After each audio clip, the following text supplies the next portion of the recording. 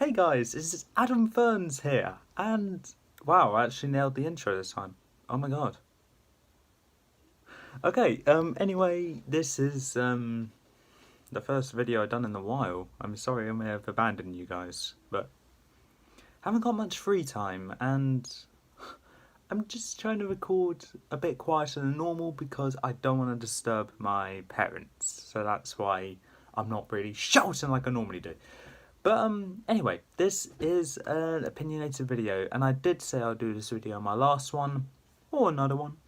But here it is, my top 10 favourite Pokemon from Generation 3. And if you don't know what Gen 3 is, it's the Pokemon that were introduced in Ruby, Sapphire and Emerald. Basically, the Hoenn region. And I will start things off by saying this is my personal opinion, so my list will not be the same as yours. If it is, then we are BFFs. No question about it. Feel free to leave your top 10, top 5, even top 3 down in the comments below. I do read the comments. I get the notification saying, you got a comment. Okay, let's read it. Love it. Okay, so let's get right into this with my honourable mentions being Swampert, Breloom and Slacking. Now, if you know me well enough, you know I use one of them a lot, one not as often, and I rarely use the other. But they're all kind of equal to me because they all have their pros and cons when it comes to using them. Slacking for its ability, Swampert for its weakness, and Breloom just because it is incredibly fragile. Fragile meaning it's very easy to take down. Ignore the light there, don't worry, you can still see my hand, but I don't think I'll be holding anything up though. Kicking things off in the top 10 now. Number 10, Armaldo. Armaldo, I did love this Pokemon, but now it's from what was number 1 in the rock or bug type ranking, or it's number 5 there, and number 10 in the Gen 3 Pokemon. What happened? I don't know. But I think it just probably has to do with the fact that it's so hard to get Anoriths in Pokemon Go. And if you don't know how to evolve Pokemon in Pokemon Go, you need to catch many Pokemon of a certain species, and you get candy for that. When you get enough candy, you can evolve it into its evolution. So for me, Anorith into Armaldo. Unfortunately, I'm having trouble actually doing that. I have an Armaldo, but I need 2 to complete a mission I had for 2 years now. And for that simple reason, Armaldo is my buddy Pokemon in Pokemon Go. I will admit that.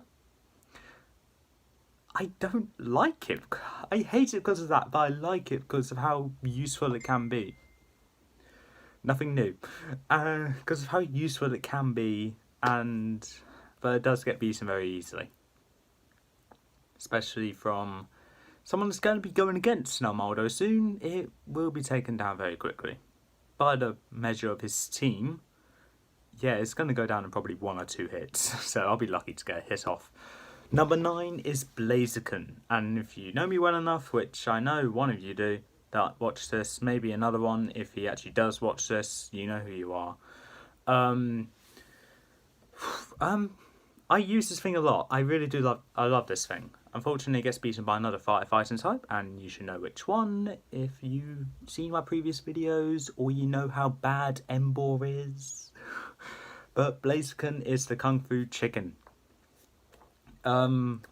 Its design is amazing, stats and moveset amazing, mega, it's awesome. The first Hoenn starter mega to be introduced before the Hoenn remakes. And one more thing, oh yes, its ability. Ability for Blaziken, Blaze. Hidden ability, Speed Boost. One of my favourite abilities ever. Give it the move Protect, you're faster than most Pokemon on the field. And that's my favourite thing to do, just go out against an insanely fast Pokemon about to attack me. So let's say it's a Salamence, uses Fly, I go for an attack because I'm like, okay, I could definitely outspeed this. Flies up, okay, can't hit it, okay, maybe it does outspeed me. Speed Boost, oh no, that means I would attack, then it would just hit me with Fly. Protect, There we are. So I just protect myself, does nothing. Hit it, dead. And that actually happened with Reese's Salamence, and I'm really glad that happened because that was the last battle I had with him and ever will. What I said at the start of this channel, saying how we didn't fall out, he doesn't know this, he doesn't watch my videos. We have fallen out now. And that's for the simple reason, I'm not going... It's like that thing, if you repeat the same thing over and over again and expect a different result, that's insanity.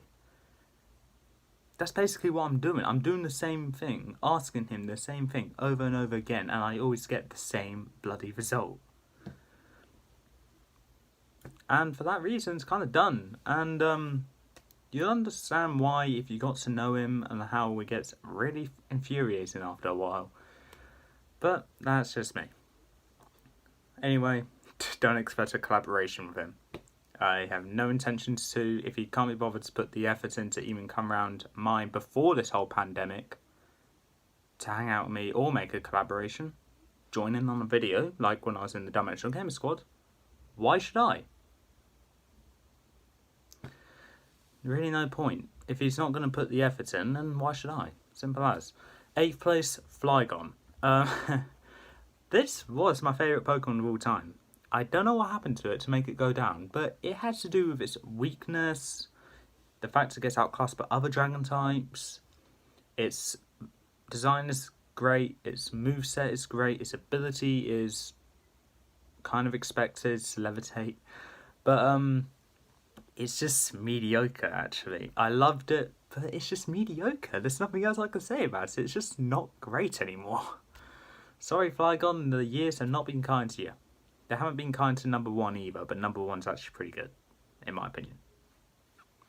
7th place is Rayquaza, and I nearly said the wrong version of saying this name because I grew up saying that version, but I need to say it by its proper name because I need to pinpoint when stuff I said wrong and all that, like Lincoln Rock. It's Lycan Rock.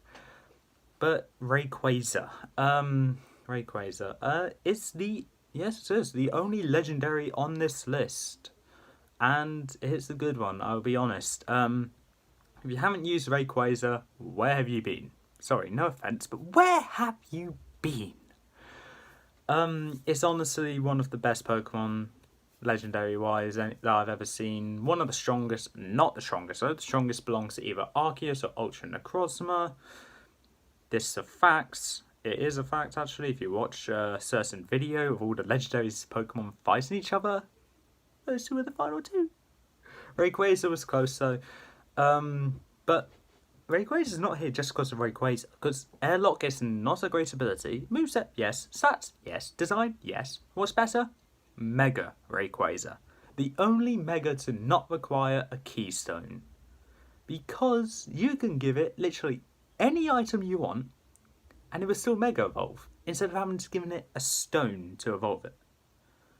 So I can give my Rayquaza, I don't know, Life Orb, boosts its attack, but also takes damage every time it uses an attack. It'll get stronger, along with its amazing stats. Any hit, it's guaranteed to get it in any Pokemon, at least in yellow. And that is why it's banned from Ubers, because of Life Orb Mega Rayquaza. The Life Orb banned it from Ubers. But its design just gets even better, and honestly, if you haven't seen it, but this YouTuber called Dookie Shed actually gave a perfect explanation to why I love Mega Rayquaza. He calls it Mega Rayquaza. Every now and then I called it Rayquaza, so... Anyway, 6th place, Gardevoir. And it's not there because of a certain reason. It's there because it's a great Pokemon to use. And its Pokedex entry shows how loyal it can be. It'll create black holes to protect its trainer from harm, even though the trainer will get sucked into it. Oops. But its design is great. Its Mega is a bit questionable, but I like it. Stats, great. Design, I already said design, I think. Moveset, amazing. Experience I had with it. I actually haven't completed an old Hoenn game, but I have completed the remakes, just not the old ones. So with a certain video coming up soon, this is like very soon. No, not very soon, like a month, maybe 2 from now, if I keep uploading this schedule kind of thing. I will be missing out 1 point that should be said there, but didn't really partake in a certain event there, so can't add him. You'll understand what I mean later, because I will bring this up again. But, man. Gardevoir, just a great Pokemon. That's all I can say, really. I use it quite a lot, but it doesn't really pull through a lot. Like, it's not the best Pokemon on this team. On any teams I use, it's not the best Pokemon, because it's normally outclassed by, I don't know, an Alakazam, a Sylveon, a Florges. I use it on multiple teams, but it does get outclassed by other Psychic or Fairy types. I do use a lot of Mono-type teams, that's why I keep saying Sylveon, Alakazam and all that. Anyway, 5th place is Milotic, and similar reason to Gardevoir, really. Design is amazing, it's one of the most gorgeous Pokemon I've ever seen. Stats, okay. Moveset, okay. Not as great as Gardevoir's, unfortunately. And it's not always the strongest Pokemon on the teams I use it on. Strongest Pokemon in that Water-type team it's on is... I think it's a Swampert.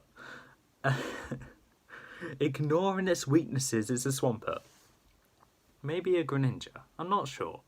But, yeah, it's just Milotic. Amazing Pokemon still. I can't deny it, it's an amazing Pokemon. I loved Cynthia's one that she used in the Diamond, Pearl and Platinum games. I do lose a couple Pokemon to it, not as much as her race, though. More on that Pokemon later. But it's just there for nostalgia reasons. The fact I only seen Cynthia use one in Diamond, Pearl and Platinum, and the fact it always takes at least one of my Pokemon down. That's pretty much why it's there. Like, there's no other major great experiences with it, because it gets outclassed by the other members on that team. 4th place, Aggron. Now this one is the best of its team, with the most resistances and the most immunities from the types. Other types, there's not, or is. Most resistances and most immunities, it's obviously a great start to a great Pokemon on any of my teams. To go along with its god tier stats and amazing moveset, you got a Pokemon that you actually can't predict all the moves on. Like, if it uses a Steel and Rock type move, okay, there's 2 more moves here. What can they be? Does it cover its weaknesses? Does it cover another Pokemon's weaknesses? What does it do? I'm scared. Do not put me against that thing. Because you never know what the moveset can be. Unless you got a person that's really predictable. And you're like, okay, that guy's going to have just moves which are just really strong, which are physical based. You could just send out, I don't know, fighting type. They don't have a flying or psychic type move. You'll be fine. That's also referring to someone else that I don't really talk to anymore. But he does do that kind of stuff. That's why he's so predictable. But yeah, Aggron. Great design. If you have not seen Aggron, then I don't know what's going on with you. Like, if you have seen Aggron, then you will know why its design is great and why you should fear it. But 3rd place, Swellow. Now you probably question, why is Swellow up this high? It's just like the regional bird of this region. And yeah, but it's a great one. I had great experiences with this Swellow, especially my shiny Swellow. Not trying to flex or anything, but the best Swellow I have is a shiny one. Its nature is adamant, so boost attack lowers special attack, which is great because all Swellows are physical attackers. Ability Guts, okay, so if it's under status condition, attack has doubled.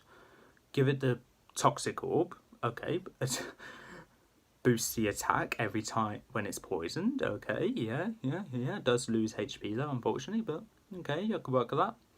Moveset being Protect, Roost, Brave Bird, and Facade. Now, Facade does double the damage when the Pokemon's under a status condition. Add that to Guts, and add that to a Pokemon where Facade will do neutral damage. That's a one-shot right there. And I use that so much. Oh yeah, don't forget Stab. I use that so much, and I absolutely love that. It takes down at least 2 Pokemon per battle I use it in. I'm saying that now as a promise, but I know it's not going to pull through when Lucas goes against it, because I know he's just going to be like, okay, so it goes against 2, right? Okay, yep. It didn't even take down 1. Because he done that with my Leavanny a couple when I said Leavanny was my best bug type. Then he said, oh yes, his prize Leavanny got one-shotted by Volcarona. Which it did, and I still hate that Volcarona. But more on that later. Number 2, Metagross. I think the only thing I need to say is Mega Metagross. That's all I need to say. Its shiny is great. Design great for both Mega and regular. Moveset amazing. Stats god tier, and it definitely does earn its spot as one of the pseudo legendaries on this list. If there's anything I do need to say about it that's a negative, not really, nothing really. Sorry, there's a bug in the way. Just kind of like the bug's like, oh, I'm the centre of attention now. What you gonna do? That's what I'm gonna do. But, oh my god, I've not been outside for a while. Metagross is just, always packs a punch, like, and that's not even metaphorical, that's literal. Give it bullet punch. Even if it does go down 1 hit, you will get a hit out. But yeah, Metagross, yes, amazing Metagross. That's all I can say. Design is just the best aspect about it, in my opinion. Moveset and stats, yeah, they're alright, but the design, flawless. Number 1, if you know me well enough, you know exactly what it is, and if you don't know me and just think it's probably the other pseudo legendary, it's not. The number 1 is Sceptile. And I will say this, Salamance's not on here. Yeah, because I actually don't like Salamence. I do use it, but Salamence, it caused some rage in me, and other Pokemon on this list did, but Salamence just I got a friend that has a shiny Choice Scarf Salamence, and if you know what Choice Scarf does, you know how annoying that is now. It boosts your speed but locks you into one move. Use a move that none of my team resists, like Dragon Claw, let's say, because I don't have a Steel type on that team for some reason.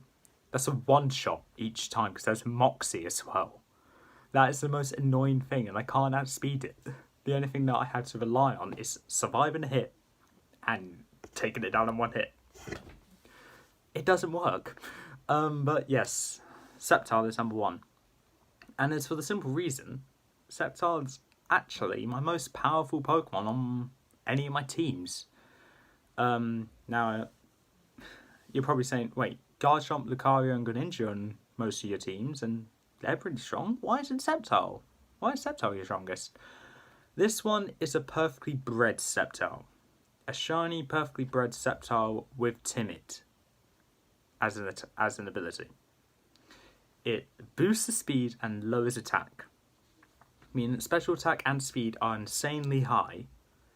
Give it the strongest grass type move in the game, along with the Mega Stone. Put in the double battle. Have a Greninja, let's say, for bias reasons, next to it. Have someone try and use an electric. Have someone try and use an electric type move on you. It won't hit the Greninja because it will go straight for the Sceptile and make it even stronger. And when that does happen, this happens against Reese and a couple other friends, not Lucas surprisingly, a lot of times, and it wins me the battle. It actually does. I can't remember a time where the Sceptile actually let me down unless it was in a single battle format. It does do some damage, but this Sceptile did get beaten by a Snorlax once. And if you know this very popular YouTuber called Versus Network, you know what I mean by this Sceptile got his ass handed to. It was a 6-on-6 battle actually against Versus Network, but it turned out to be just 6-on-1. That Snorlax swept my entire team. Even the Swellow, a Greninja, Volcarona, Lycanroc, and I believe it was a Metagross. I can't remember though, but I know for a fact I did not win that battle and did not take down that Snorlax. It had a Citrus Berry, Recycle, Fire Punch, Curse, and Facade. It was the most annoying Pokemon I've ever gone against. I'm glad it's over. I'm never challenging him again. But it was a good learning experience for me. I can be beaten. So, and when my friends saw that, they were like, oh, okay, let's create a Snorlax that you can't beat. They tried them. I swept them. With the Sceptile. If there's anything I do need to say about Sceptile, that's a negative. There isn't really a negative apart from it was a really popular Pokemon to me, but now it's just moved down from second out of all the Pokemon to, I like to say, around 5th or 4th. It's moved down quite a bit. And it's something that I can't change. It's my opinion, and I can't just change my opinion like that. It's, for example, if one of you, let's say, think something you like. So for me, it's probably Harry Potter.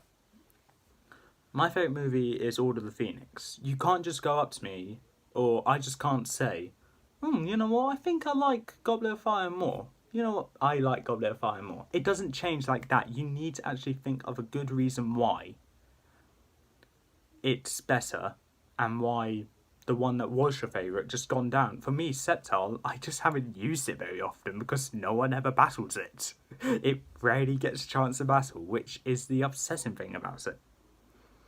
It gets outclassed by some other Pokemon now, but I do remember it as my fastest Pokemon of all of them. Sceptile's the fastest, but it's not the strongest. I think I said it was my strongest, but I meant to say it was the fastest. Anyway, that is all for this time. That was my top 10 favourite Pokemon Gen 3. It didn't sound like this video went well, because I kept changing topics to other things. Got a couple of interruptions over there. I had to deal with that. But join me next time for my next video, which will be either my top 10 Pokemon from Generation 4, Sinnoh, or, oh god, Battle of the Beasts. Episode 42, Vespic versus Carnivora. And if you know why I sighed there, then you know why I'm not looking forward to this battle, because I love both of these beasts. And to see one having to die such a painful, agonising death, it's not something I like to see. Anyway, that is all for this time. If you liked what you saw, leave a like, leave a comment, don't forget to subscribe, press that notification bell down in the corner below, I believe this corner. If he does by any chance watch this, GingerCat59, I think it is. I loved your review on the Link Series 1. I'm tempted to say it's probably better than mine. But it was a great review. I look forward to seeing your other reviews later on in the future. And to anyone that's watching this video that does upload videos onto YouTube, I need to say you're all doing a great job, remaining positive throughout this whole pandemic. And even though we can't go outside, just upload videos to keep the viewers entertained, so then everyone entertained, so then they have something to do. But yeah, that's all for this time. Until then, I'll see you next time.